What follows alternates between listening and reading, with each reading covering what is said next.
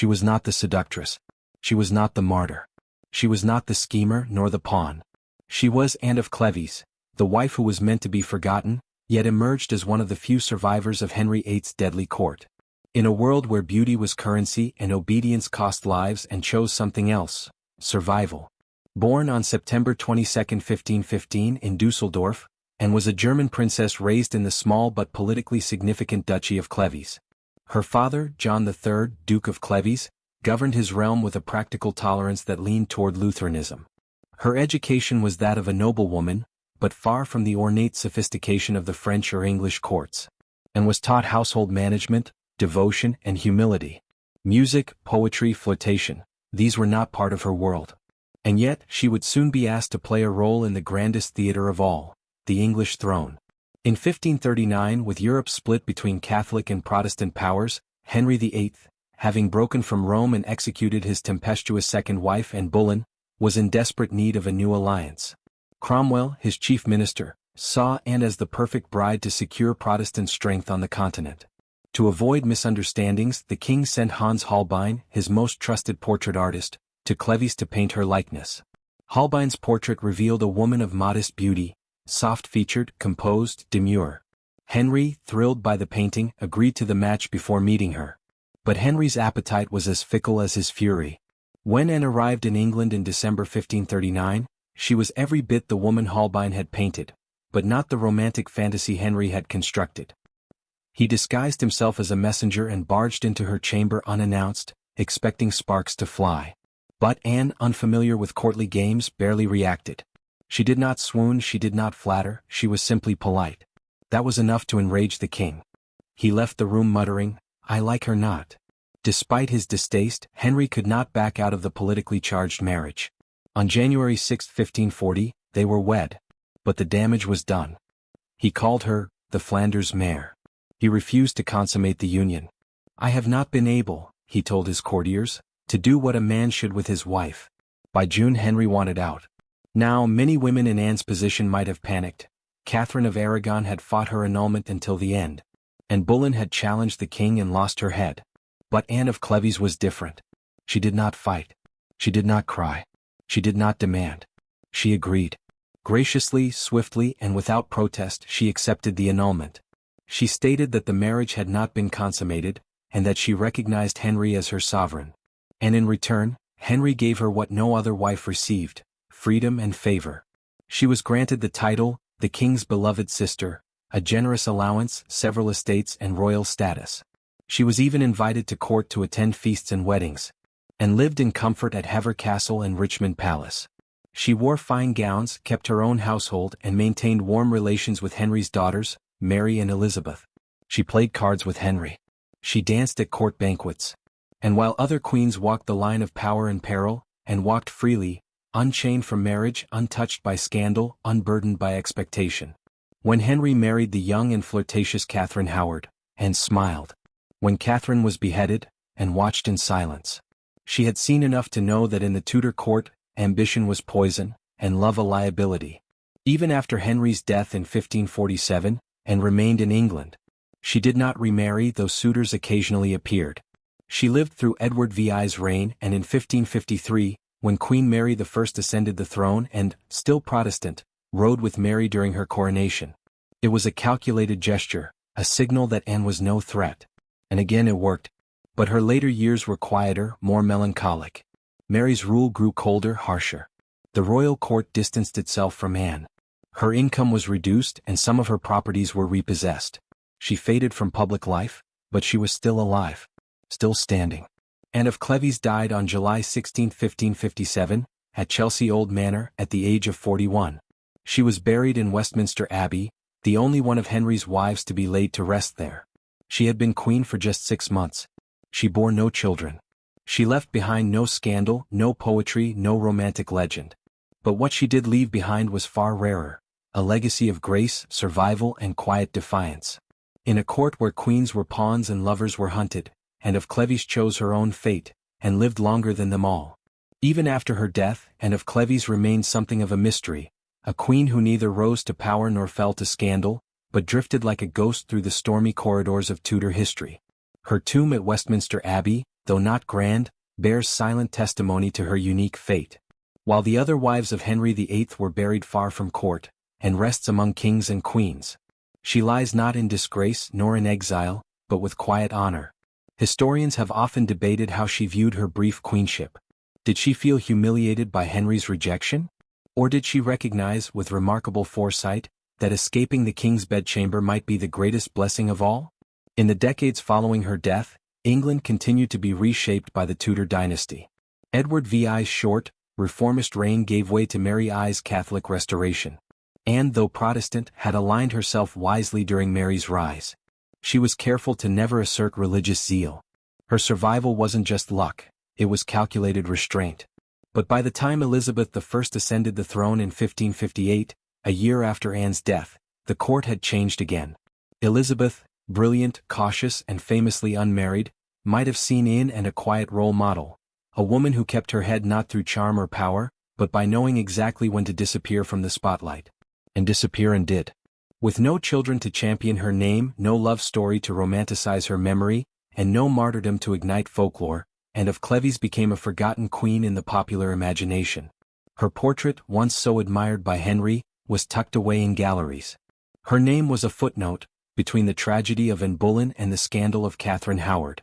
But in recent years a new lens has emerged. Anne is no longer dismissed as the Flanders Mare, a cruel slur born from Henry's wounded ego, but instead seen as a woman of intelligence, dignity, and rare political skill.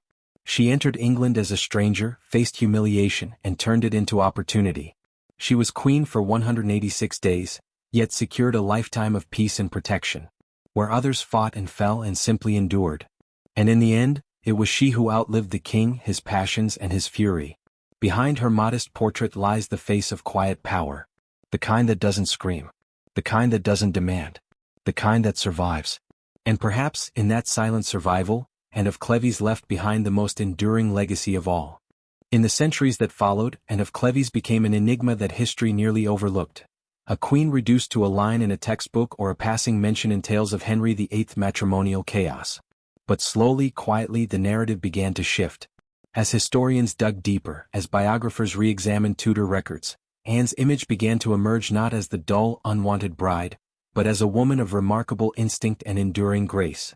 In the Victorian era, when romanticized histories flourished, Anne's story received only faint attention.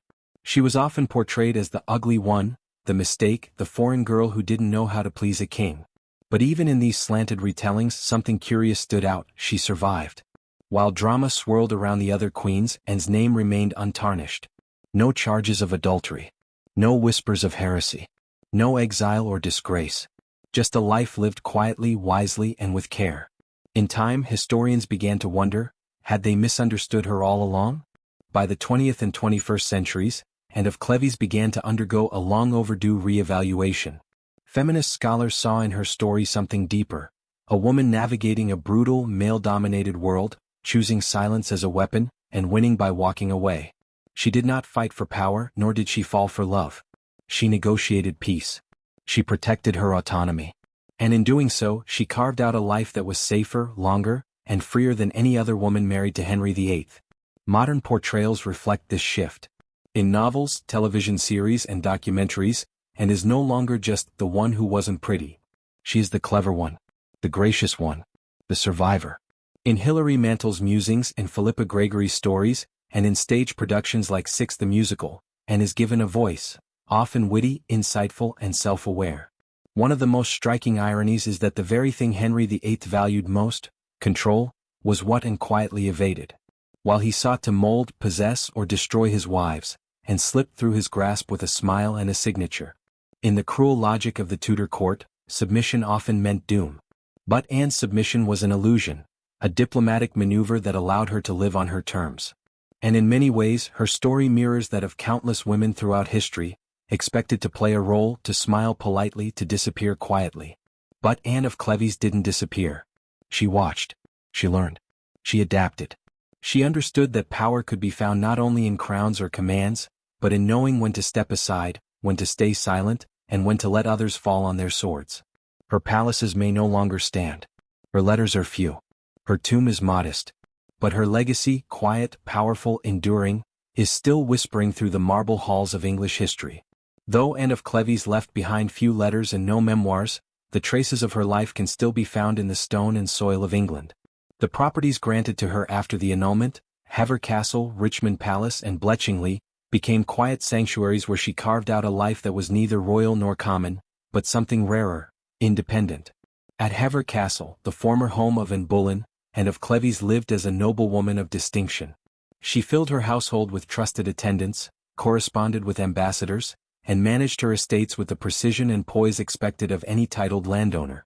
Though the documents are few, estate records and court accounts show a woman who was active, generous, and involved, especially with the well-being of her servants and tenants.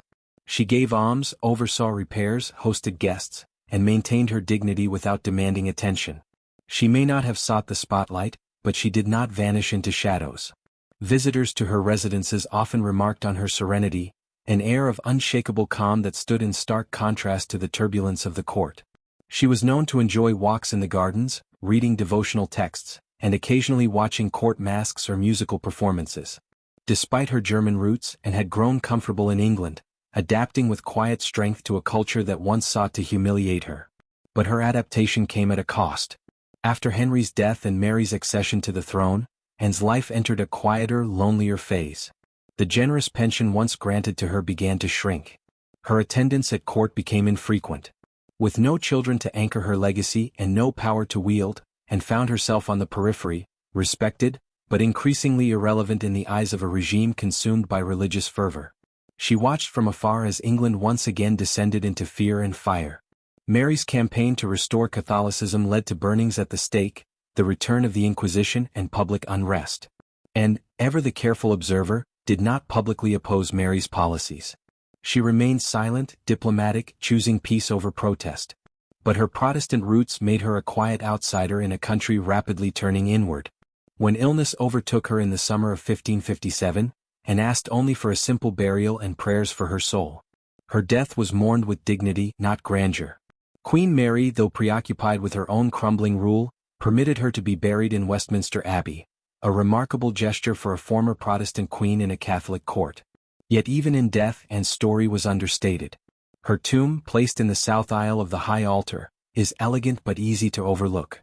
Few visitors to the abbey pause to read her name. Fewer still understand what it meant.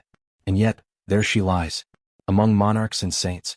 The wife who was barely queen, the woman who was never crowned, resting alongside kings and queens who burned brighter but died far sooner. In recent years, a quiet revival has begun.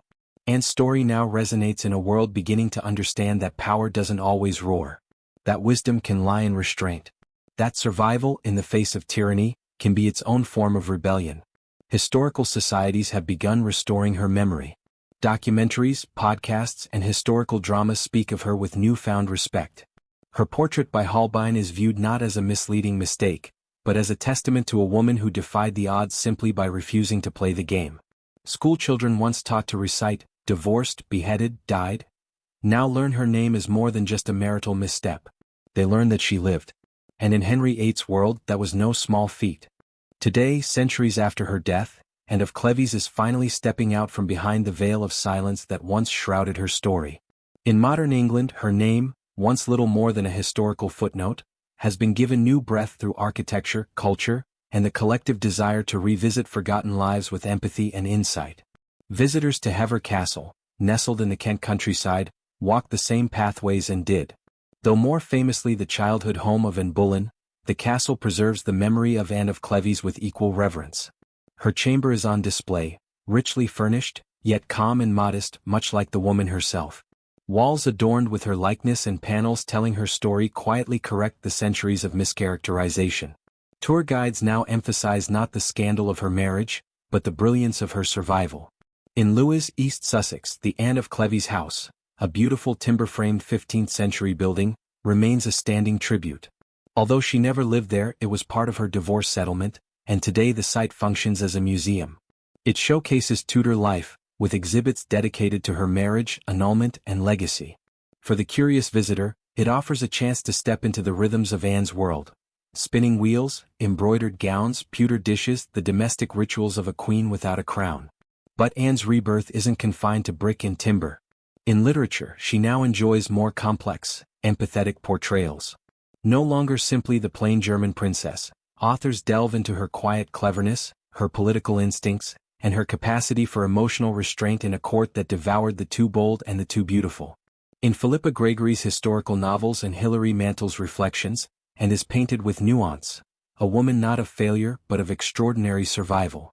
And on the stage her voice finally sings. In the global hit musical Six, Anne of Cleves steps out in glittering armor and sings her truth to a pulsing beat.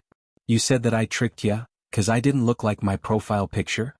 Her solo number, Get Down, is a cheeky, triumphant anthem in which she reclaims her power, her wealth, and her identity.